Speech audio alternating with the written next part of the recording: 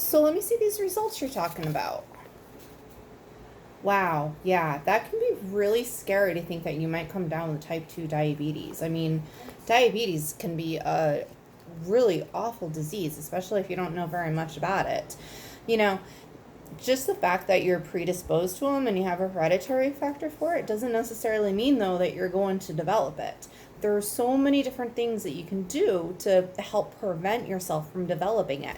You can focus on exercise. I know you said you didn't eat like a lot of sugary foods, but how much sugar are you actually eating? And it doesn't really matter how much sugar that you're eating. Also, you have to be aware of like what sort of carbohydrates you're eating.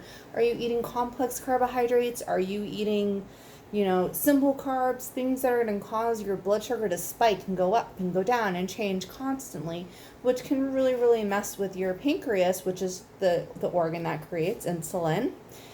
And that can cause your sugars to go all sorts out of whack as well.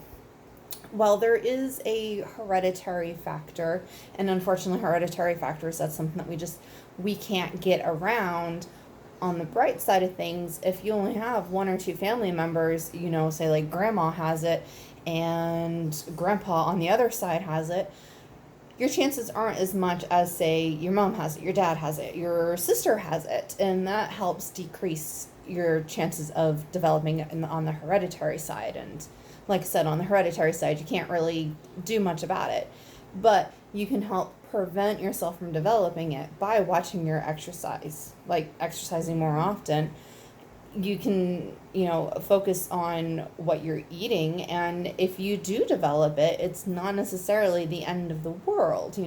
There are so many different kinds of treatments that can be used to help control your blood sugars. People hear diabetes and they automatically think, oh my gosh, I'm going to have to take insulin for the rest of my life. I'm going to have to stick needles into me, check my blood sugar all the time, and I just can't do that. That's just not something I can do.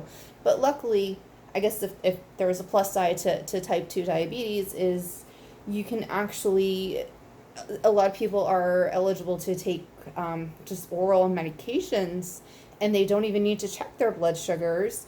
Or some people are able to actually control it just with diet, and by diet control and exercise, losing weight, you can actually reverse reverse diabetes as well.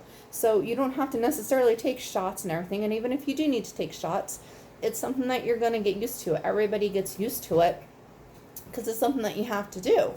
But again, it's not an immediate, like, it's not a death sentence. Type 2 diabetic still makes insulin, whereas a type 1 diabetic makes no insulin. And that's why a type 2 diabetic can take medications, can control their blood sugar levels through what they eat, and don't have to take insulin, whereas a type 1 diabetic has to take insulin because they don't create any insulin. So there's that to help control it as well. But again, I know it's a super duper scary thought to think that you might develop this disease. Just be aware of the risk factors as well. Like I said, hereditary, your weight, lack of exercise, if you're eating really poor foods, eating out all the time, that sort of thing, and any symptoms, people will develop, and these symptoms will occur over a course of years sometimes, and it's an increase in urination, an increase in thirst, unexplained weight loss. And if you're aware of these symptoms and you mention them to your primary care provider, then they can also check your levels and make sure that everything else is okay too. And if you do develop diabetes, then there are so many options to take care of it.